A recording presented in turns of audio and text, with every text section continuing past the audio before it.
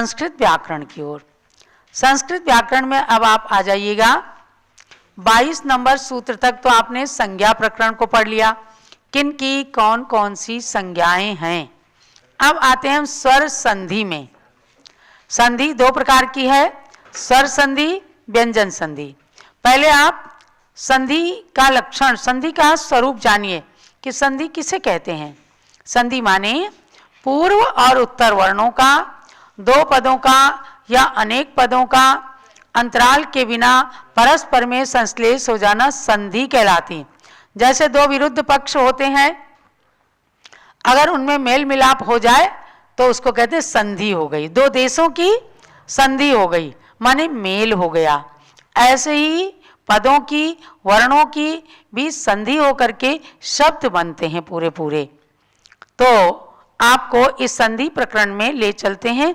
सब स्वर संधि का मतलब है कि स्वर जिन शब्दों के अंत में हैं उनके दो पदों को मिलाना, ये संधि कहलाती है। तो आपके पास जो सॉफ्ट मैटर पहुंचा है उसमें देखिएगा, तव प्लस अभ्युदयः, कांता प्लस आगता। तो सर्वप्रथम चूंकि अवर्ण को आपने पढ़ा है, स्वरों को, तो उसमें ही चलना है। तव प्लस अभ्युदयः, तव। और इसको संधि कैसे करेंगे यह आपको अब इसमें बताया जाएगा।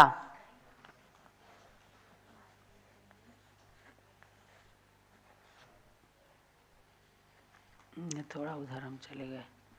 तव प्लस अभ्युदया।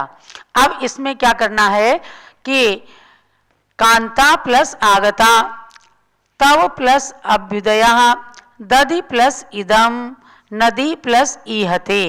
ये चार अक्षर लिए हैं, आ ई। इनकी कैसे संधि करना, तो चलिएगा अब सूत्र आता है, अनतिक्रमयन् विश्लेषयेत्। इसको ता पूरा नहीं पढ़ सकते, विश्लेषयेत् ऐसे नहीं पढ़ सकते। अनतिक्रमयन् विश्लेषयेत्, अनतिक्रमयन् विश्लेषयेत्, यानी कि क्रम का उल्लंघन ना करके और विश्लेषण करें। अब विश्लेषण का मतलब क्या है, जो मिले हुए शब्द हैं उनका विश्लेषण। माने तव में आ है तो तव के आ को अलग कर दें, यानी कि तव में हलंत और उसके आ को निकाल लिया, यानी कि यह चूंकि स्वर संधि चल रही है, तव का आ निकाला और उसके बाद अभ्युदयः, तो यह अभ्युदयः है। तव प्लस तव आ प्लस अभ्युदयः। ऐसे ही कांत, कांत के भी ता को हलंत करके और आ निकाल देना, है ना, समझ रहे हैं ना, बहुत ही सरल है। तव आ अभ्युदयः, कांत आ प्लस आगता। आपको एकदम हम नहीं बता देंगे कि तव अभ्युदय बन गया, क्योंकि व्याकरण मतलब व्याकरण, नियम मतलब नियम। कैसे दो अक्षर जुड़े, दो वर्ण कैसे जुड़े, इस बात को आपको जानना है। तो ये सब अलग अलग किया गया। कांत प्लस आगता, दध ई प्लस इदम, नद ई प्लस ईहते, वस उ प्लस उभयो। इनको सबको अलग अलग कर दिया, माने स्वर से स्वर को अलग करके और व्यंजन को अलग कर दिया, स्वर को अलग कर दिया। जब व्यंजन से स्वर अलग होता है तो व्यंजन हलंत हो जाता है। हलंत माने नीचे हलंत लग जाता है एक डंडा, उससे आधा वह बन गया। तो अब आगे का सूत्र लगाएंगे, समानः सवर्णे, समानः सवर्णे, दीर्घी भवति, दीर्घी भवति, परश्च लोपम, परश्च लोपम, समानः सवर्णे दीर्घी भवति परश्च लोपम। समानः सवर्णे दीर्घी भवति परश्च लोपम। अब क्या हुआ कि सवर्ण के आने पर, अब देखो सवर्ण संज्ञा किसकी की थी, छोटा आ की भी सवर्ण संज्ञा की थी।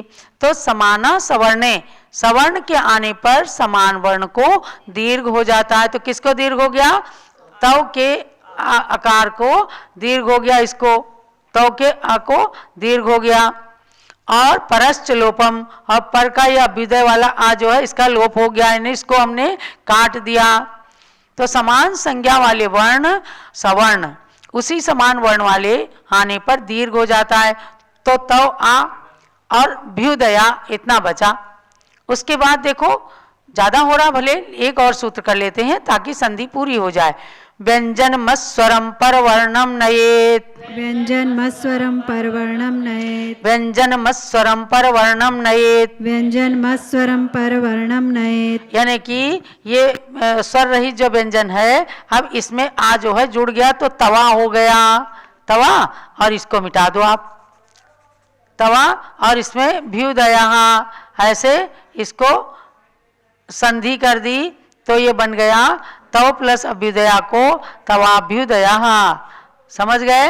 यानी कि छोटा आ का पहले हलंत निकाल करके आ को अलग कर दिया गया, फिर उस आ को दीर्घ किया गया, आगे वाले आ को लोप किया गया, पुनः इस 25वें सूत्र से स्वर में व्यंजन में स्वर को मिला दिया गया तो वो बन गया तवाभ्युदया कांतागता।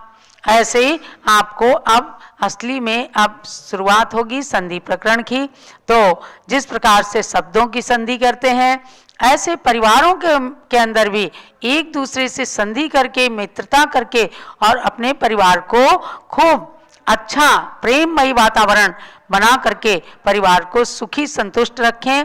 ये आपको व्याकरण के अनुसार हमने संधि प्रकरण में प्रवेश करा दिया है। इसी प्रकार से आप ज्ञान प्राप्त करते हुए अपने संस्कृत ज्ञान को परिमार्जित करते रहें, यही आप